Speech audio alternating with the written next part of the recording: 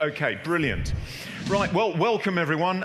My name's Martin Lee. Oh, we've got one of the screens working, but not the other one. Let's try this button and see what happens there. Hey, there we go. We've got two screens working. That's great. My name's Martin Lee. What I'm going to talk to you today about is supply chain attacks, specifically the supply chain attacks that we've seen over the past 6 years. I was originally going to give this talk 3 years ago, and it was going to be 3 years of supply chain attacks. Then I was going to do it last year, which was 5 years of supply chain attacks. That got cancelled. So this year, it's now 6 years of supply chain attacks. As I mentioned, we do have the Cisco WebEx app.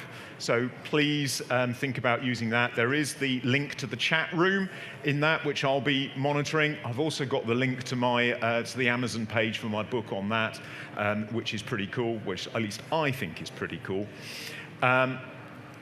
Just to start off, a little bit about who am I. I now represent Talos, which is Cisco's threat intelligence and security research organization in EMEA. I started my career in human viral genetics many years ago, and almost by accident ended up in cybersecurity. It is, I realize now, 20 years this month since I started working on threat detection. When I'm not sat in front of a screen, I do like to go running. And there's the old joke, how do you know if someone has run a marathon? Actually, I'll ask, gentlemen, I was asking you for the audience participation, how do you know if someone's run a marathon? Don't worry, they will tell you. So this is me with my winner's medal from the London Marathon in October, which again, I'm incredibly proud of. Talos, as I said, we are Cisco's threat intelligence and security research organization. What we do is we monitor the threat landscape. So we take the various inputs from the product telemetry which is available to us.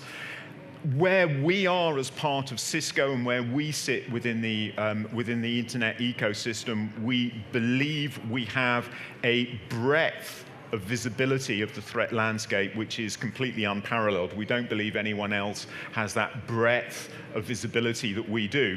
It is very difficult for the bad guys to do anything malicious on the internet without us having a trace of it one way or another. Nevertheless, that trace may be lost within the visibility, shall we say. It's actually quite difficult sometimes to identify those traces, those sticky fingerprints in the data from what the bad guys are up to, simply because we have so much. A lot of our challenges are actually in analyzing that data, turning it into actionable intelligence, so information that you can do something with. But this is what we focus on. And then turning that actionable intelligence into that threat intelligence, those rules, the signatures, the updates which power Cisco's security product offering. So this is our world and what it is that we do. But that's not what I'm here to talk about today. I'm going to focus specifically on supply chain attacks. What we mean by a supply chain, it's the intentional, that's the key word, intentional introduction of malicious functionality via a trusted third party. It can be both through hardware or software. Today, I am only going to talk about software. If you really want to get an attack inside an organization, really the supply chain is the way to do it. The reason being, if you think about organizations as a threat actor, start thinking about your own organization and how you would get inside it. From the outside, yeah, it's going to look something like a sea urchin. I mean, if you're doing security right, which I'm sure that you are, you're going to be filtering all of the traffic which is coming inside. I'm certain that you've got email filtering in one way or another. It's impossible to use email otherwise. Certainly, you're going to be inspecting traffic coming in through firewalls, potentially through web filtering. You're going to have similar types of protections for your employees who are working remotely, probably something like Cisco Umbrella filtering with the DNS. If your systems are fully patched, which I'm sure they aren't, again, it's going to be difficult for the bad guys to come in. If you've got externally facing applications which are unpatched, which are unconfigured, yeah, sure, it's going to be easy for the bad guy to come in. Similarly, if you're not looking for phishing attacks, for malware coming in over email, it's going to be easy for the bad guys to come in. But if you've done all that right, then it's actually quite difficult for the bad guy to get inside. So to do that, they're going to have to piggyback on the back of something else and get inside your organization, get that foothold without you knowing or without you being able to protect that. We do have some historical attacks which are almost supply chain attacks. So the wooden horse of, let's go back one, here we go. The wooden horse of Troy. It's a story that we all know in the Trojan Wars of the fortified city, impossible to breach the defenses. So the attackers deploy this wooden horse, which the defenders think, oh, this is a present, I'm going to get it inside. And in fact, it's full of enemy soldiers who then open the gates and let in the army. It's almost, but not quite, a supply chain attack. It's very similar. It's definitely an intentional act. It's a way that an attacker is using to get beyond those defenses, to get inside those fortifications that they can't otherwise breach. It's definitely a way of introducing malicious functionality. We have a hollow statue full of soldiers, but yeah, it's not really the supply chain, and it's certainly not through a trusted third party. Probably really isn't a good idea letting in something that an enemy or an attacker has left for you as a present. These are very rarely good things to do. So I think, from a modern point of view, you would question whether this was really a good idea, but clearly from the attacker's point of view, it's a good way of getting beyond defenses. Similarly, we've got Napoleon's retreat from Moscow. Famously, the Russians pursued a scorched earth policy, removed all of the food, all of the hay from the horses, anything that the army could eat. Definitely an intentional act. Certainly the supply chain. Armies march on their stomachs. Soldiers need feeding. Horses need feeding. Definitely a supply chain attack. Again, not really a trusted third party. And also, yeah, it's not really malicious functionality. No one's getting anything inside. But it's kind of, and it's along the same lines. Hitting that supply chain, using that to introduce malicious functionality or something that will disrupt and adversely affect the target of the threat actor. Specifically, I want to talk about the past 6 years, but I think it's interesting if we go back and look about software supply chain attacks from the very beginning. One of the first that we have traces of is an attempted supply chain attack against the Linux kernel. So here, actually, I'll do my audience participation again. This is the line of malicious code which was introduced into the Linux kernel. Gentleman on the front row, can you spot what the malicious functionality is? We've got one guy nodding. Anyone else spotted it? Yeah, gentleman over there. Absolutely, 100%, well spotted. This equal sign is the assignment operator. Make it equal to 0, not the test. Is this equal to 0?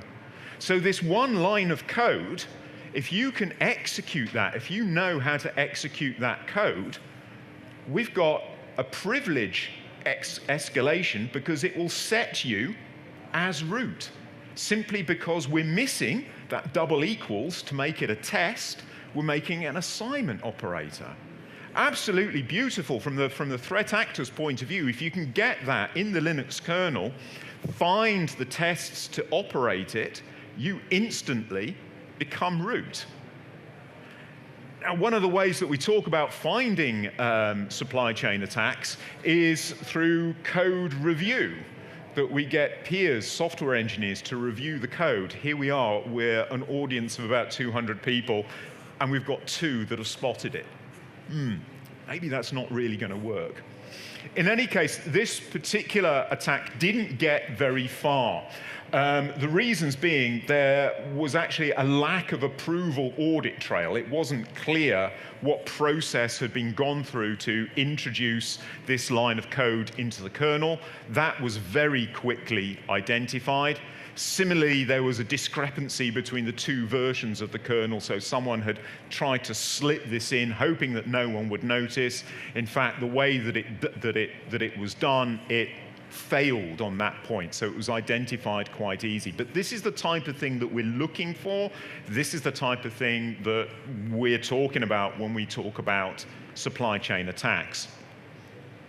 Another one, we've got the RSA attack from 2011. This was a successful supply chain attack. You could argue that this wasn't quite introduction of malicious functionality, but a provider of authentication tokens for 2-factor analysis was breached.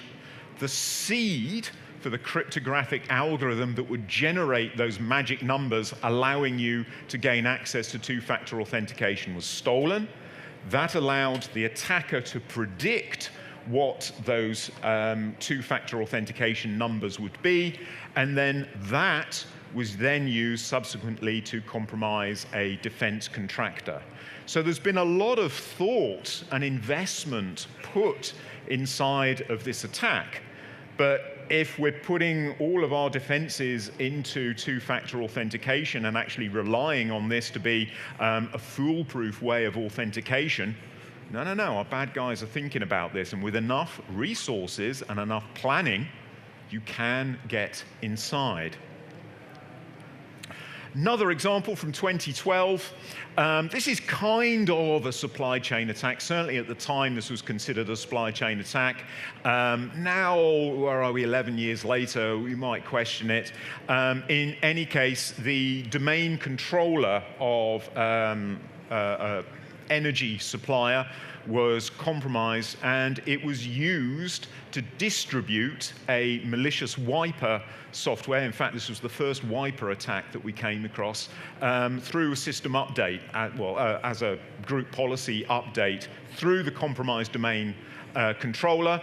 It installed this piece of malware across essentially the whole IT estate within a major oil company. The malware was timed to execute at a particular time in the middle of the night, if I remember rightly, and then that executed and wiped, so completely destroyed 30,000 computers within this system. Very, very effective way of pushing out malware to a large number of computers and getting it to execute at the same time. But let's start at 2017. Again, if we're thinking about being a threat actor and how we might conduct attacks, and compare this with the amount of effort and risk if we want to infiltrate a malicious outsider. So this is a photo of Anna Chapman, notoriously a Russian spy. Getting her inside of the US public sector circles, it takes a lot of time, it takes a lot of investment. Even if you manage to get your malicious insider inside the right organization, they've then got to escalate their privileges, get in the right position, get access to the information that maybe you want to exfiltrate or steal, or the functionality that you want to cause damage. Takes a lot of time. there's always that big risk of discovery. However, a far easier way of doing it is we can upload a library to the Python repository that's actually a typo of a normal repository. And then somewhere along the line, of course, a software engineer is going to miss the 3 on their library, download, install it, use that as part of their build. This is a very rapid way of getting malicious functionality inside an organization, because coders, yeah, they want to download the library, they want to do it now, they just want to focus on developing that functionality. Immediately, you've got the same privileges as that code that's been built with your malicious library. And yeah, how are you going to discover that actually your software engineer missed out a 3 on the library that they were installing? Not easy to do. This particular supply chain attack, although very, very effective, wasn't enormously malicious, and you do wonder whether this was a test. The malicious code that was included with that library, it just pinged back to the command and control software, the user that it was installed on, the IP address that it was installed on. I think it also did some profiling of the environment, but it would seem to be just a test. Just get a little bit of information out. Can we do this? And the answer is yes. And in fact, only last month we had another similar attack again on the Python repository, where someone had uploaded malicious software that purported to be just a typo of one of the libraries up there. So this kind of attack is still in process. It still happens. It's happening right now, scarily enough.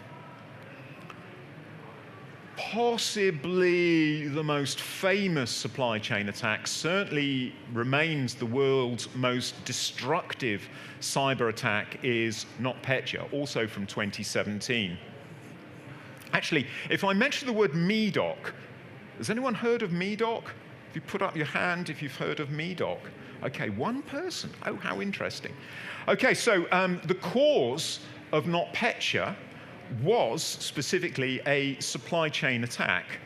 The threat actors compromised company MEDOC, let's go back, there we go, which is a Ukrainian entirely legitimate tax accounting software used in almost every organization in Ukraine to do their tax accounting. If you were doing any kind of business with Ukraine as well, and you needed to report Ukrainian taxes, you would have installed the MEDOC software suite on the computer of your accountant, one way or another. So very, very good way of targeting Ukraine, which was almost certainly the target of this attack. The threat actor compromised the source code of this particular entirely legitimate tax accounting software, introduced a hidden backdoor within that had certain functionality. That Trojanized version of the tax accounting software was pushed out as an update. Of course, we tell everyone, you must install your updates, you must patch your software. In this case, that patch, that latest version, contained the hidden backdoor. Installed in all of the target organizations by the victims, initially used to exfiltrate data. Again, what the attacker was looking for, they exfiltrated the tax identifier of the company that it was on. They infiltrated any username or password that they could come across. So possibly that was the actual function of this particular attack. But that malicious backdoor was also able to download and execute additional software. So that NotPetya attack that spread globally was actually executed and downloaded through the MEDOC tax accounting software. The attacker had compromised the update server, so the legitimate update server that was legitimately used to distribute updates was compromised was used to point to a proxy server under the control of the threat actor. Again, at a predetermined time, all of the software came alive, requested this malicious file from the update server that was actually, it was hosted by OVH, if I remember correctly, downloaded, executed, which was the NotPetya wiper. It was thought to be ransomware at the time. In fact, it wasn't ransomware. It reused the source code of the Petya ransomware, but in fact, it wiped systems. It wasn't possible to decrypt the files. That wiper software was downloaded. The code itself only spread on internal IP addresses. So WannaCry that had happened a few weeks before, I think 2 weeks before, spread across the public internet. The NotPetya malware only spread to internal IP addresses. And what I think no one realized, and certainly what the threat actor didn't realize, we were all connected to Ukraine through internal IP addresses, through VPNs, through partners, through suppliers, only spread via internal IP addresses, but spread globally, causing enormous amount of damage, spreading through internal networks.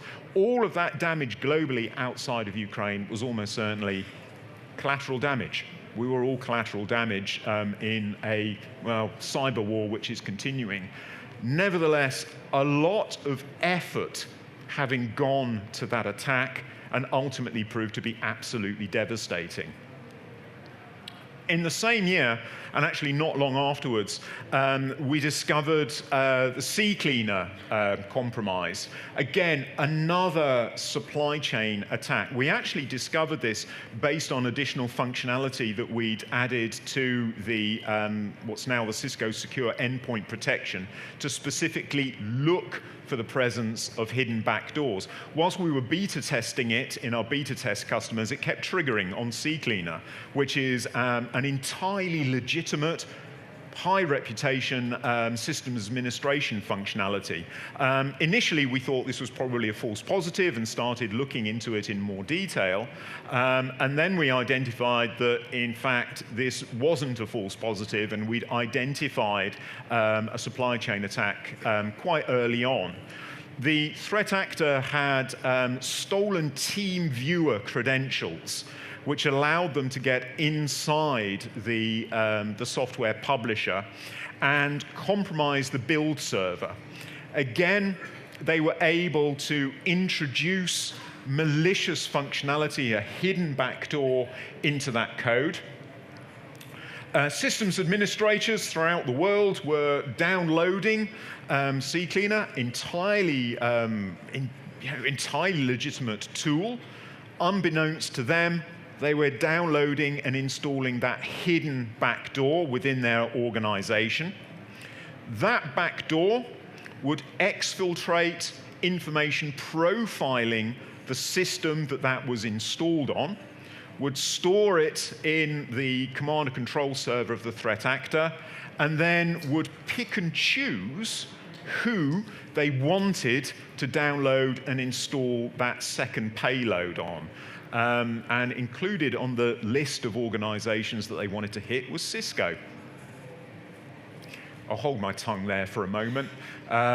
Luckily, we know that although there was that Trojanized version within the Cisco environment, we detected and blocked that, that second layer payload, so that didn't come in and cause additional damage.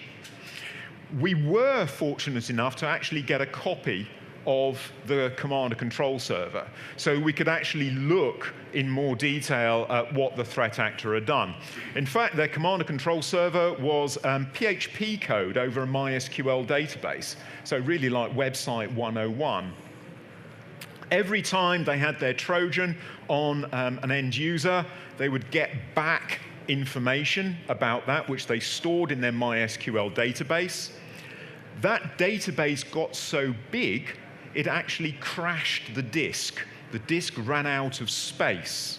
So the threat actor had to start again and recreate their MySQL database, we got the second version of the MySQL database, so we don't know how many systems were in the first one. The second one, 862,000 compromised systems. Threat actors' dream. And when we start looking at that domain names, if you want to get inside something which is .gov, you've got 540 machines that you can choose from that you could potentially use to force the download of malicious functionality. 51 organizations that look like banks.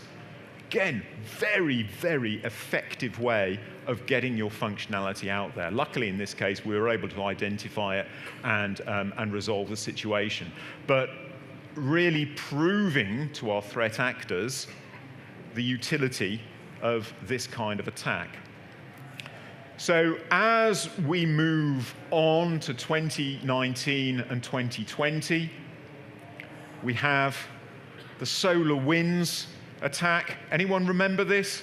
Spoiled your Christmas, didn't it? Yeah. Came out in late December in, where I got the date, yeah, 2020. What had happened? Again, very, very well done.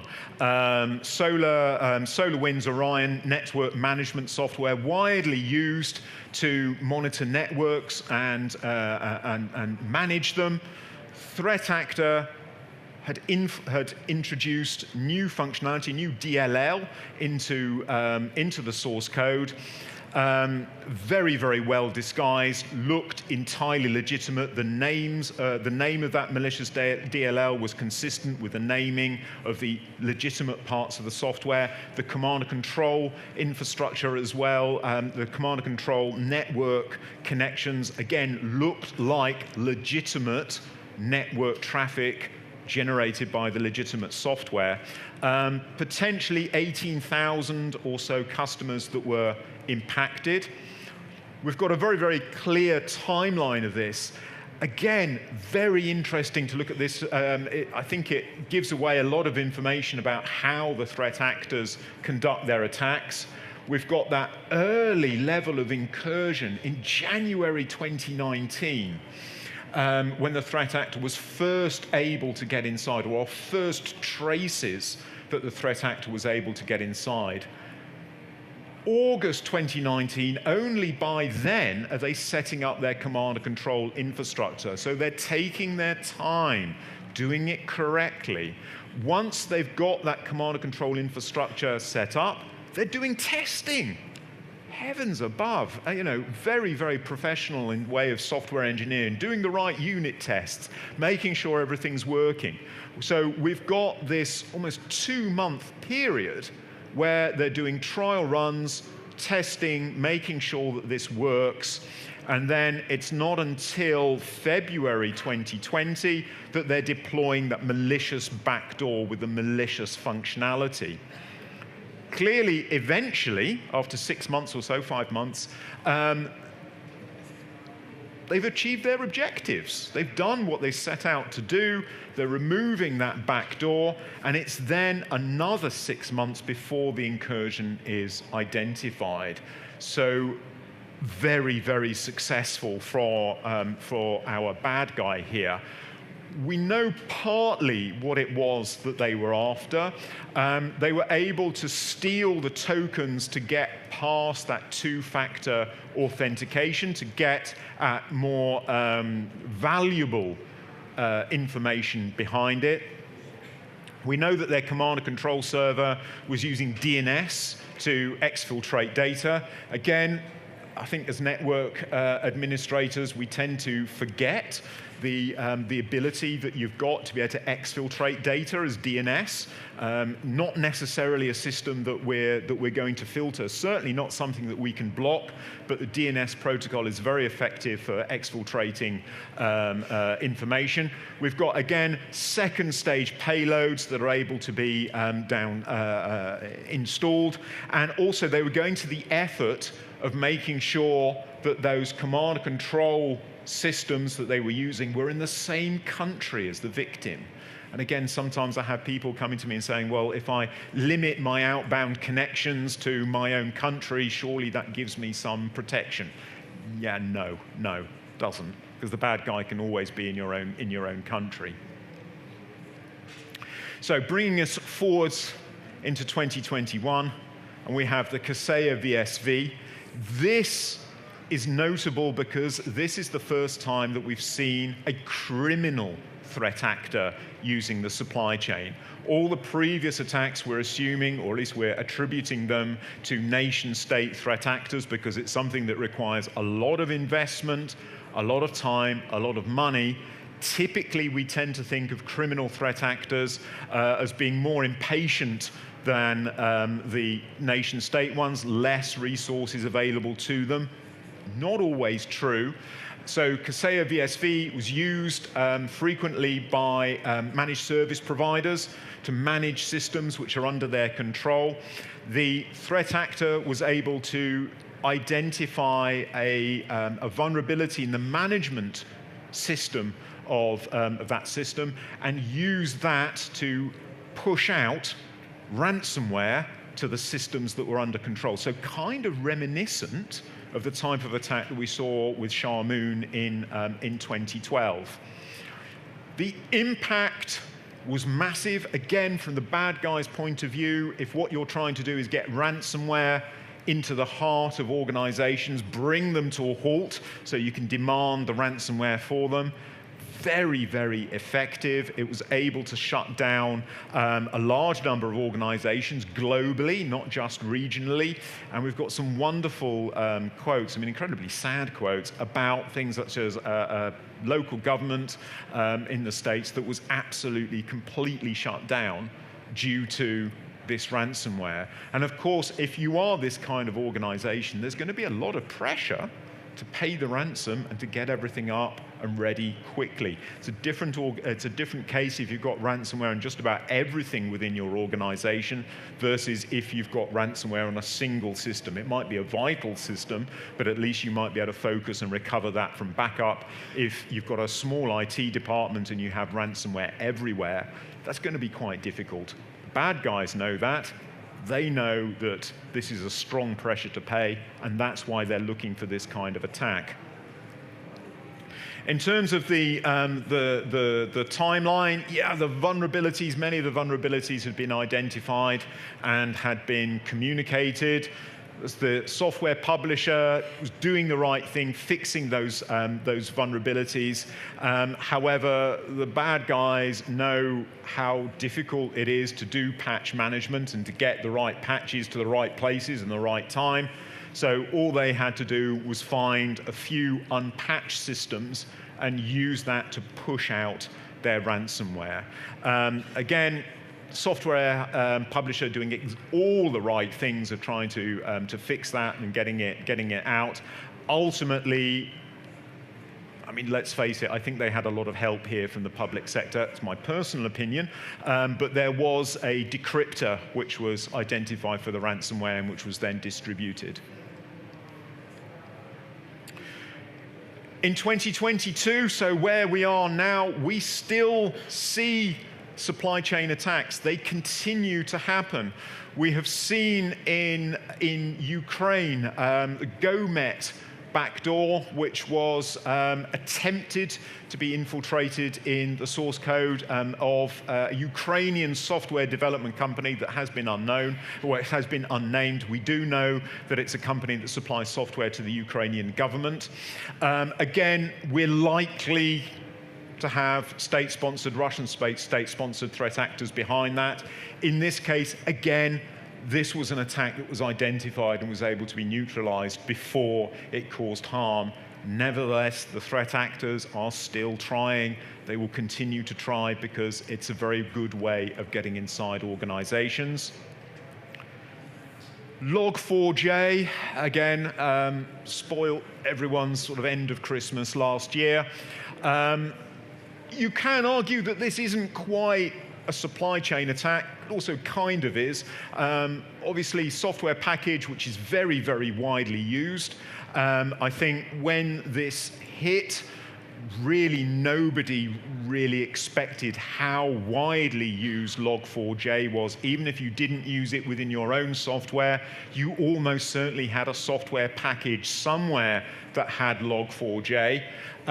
It was very easy to exploit, so all flavors of threat actors were able to use it. Widely used by criminals to distribute ransomware. We could also consider that maybe if you're a state-sponsored threat actor, it might be in your interest, if you discovered something such as Log4j or similar, to actually spread the exploit, because then your use or exploitation of that vulnerability is lost within the noise. So it becomes more difficult for defenders or analysts to identify exactly who is exploiting that vulnerability, because everyone is.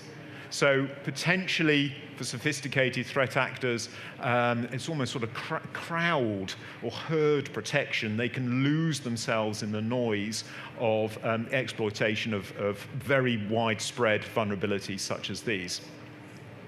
So it's great that I'm telling you all about this. What we really need to know is, how are we going to protect ourselves against this? This is about as difficult as it gets for keeping out attacks. Certainly, we have to know what software is coming into our organization. So at the very least, we should be able to prove some sort of chain of custody, that we're not downloading any old software from anywhere, that we're getting it from a known and trusted source, and that we do have some kind of check that this is the code that we're expecting. This is only the first step. Obviously, if the source code of something has been compromised, this isn't really going to help, but at least we'll know if we have that malicious source code, if it's identified. The same thing with the Python repositories.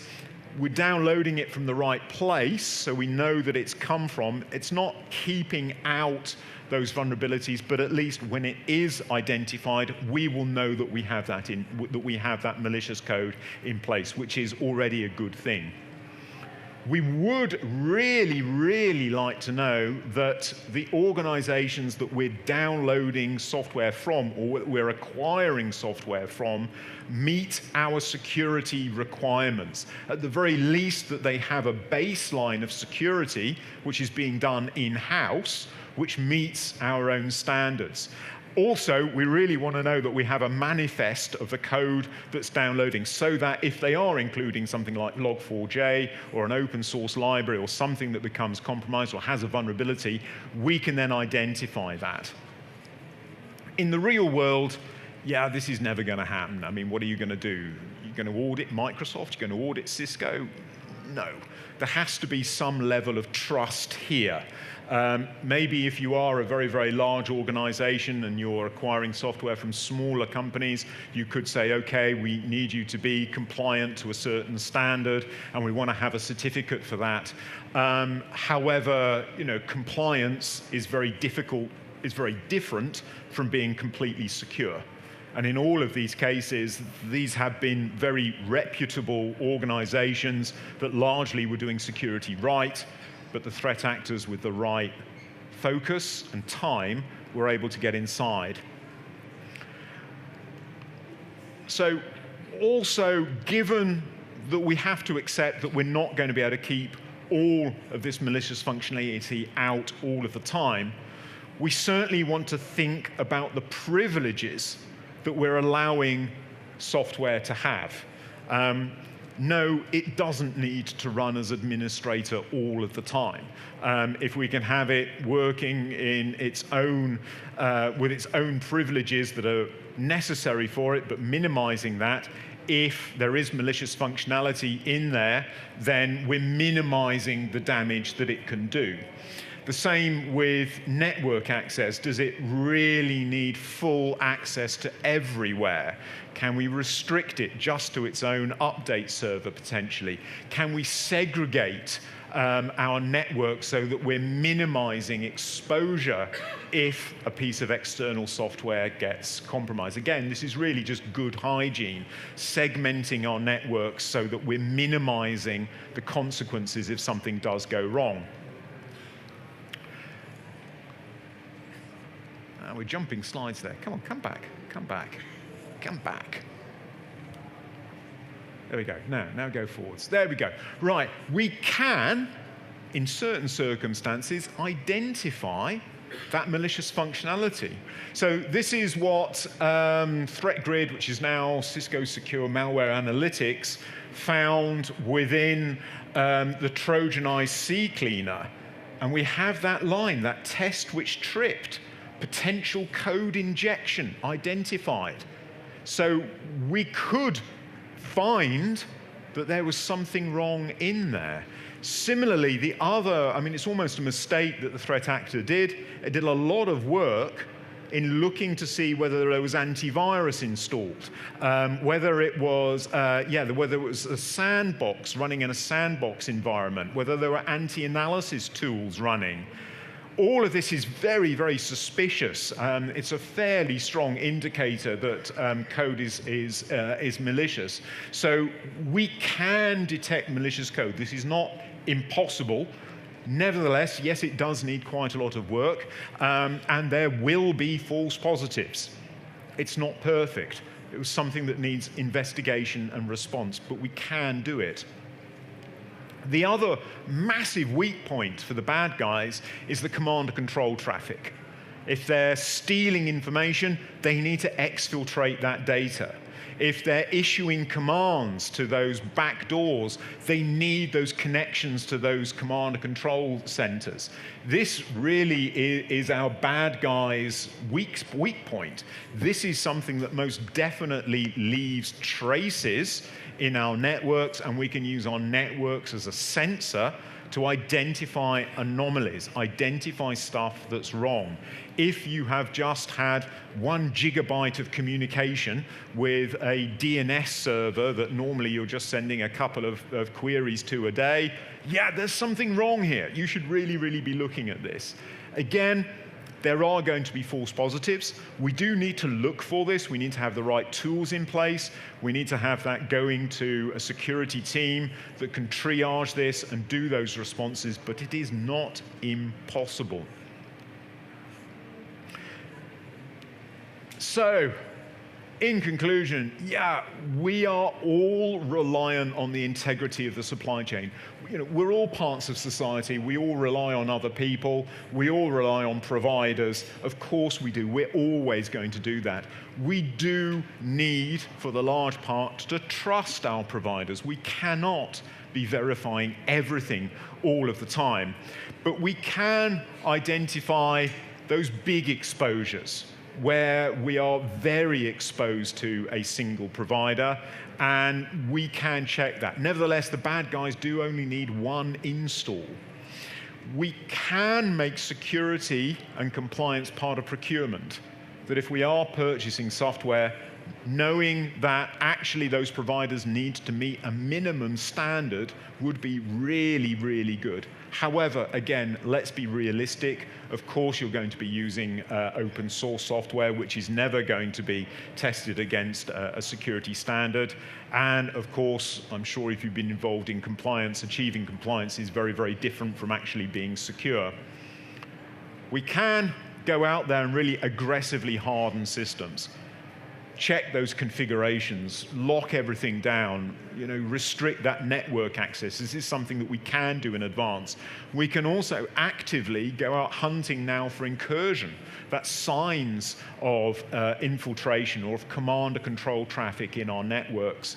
And I think most importantly, we can also prepare and rehearse so that when the next supply chain attack happens, we're ready for it. We know what to do. It's not an emergency. It's not something which is a great panic. It's something that we've tested. It's something that we know how to respond to. And with that, I will thank you very, very much indeed for listening. Before we finish, I would I would encourage you to also follow the other security tracks at Cisco Live. We've got a whole load of other things. I'll be talking this afternoon about ransomware with player Pate that I'm very welcome to attend. Also, if you did enjoy the survey, please, please, please complete your session feedback. If you didn't like it, don't bother. But if you do 4 of them, you do get a T-shirt, which is great. And also, I can't come back unless you like this. So please say you enjoyed it. And also, I'd encourage you to continue. There we go. Come back. There we go. To continue your education.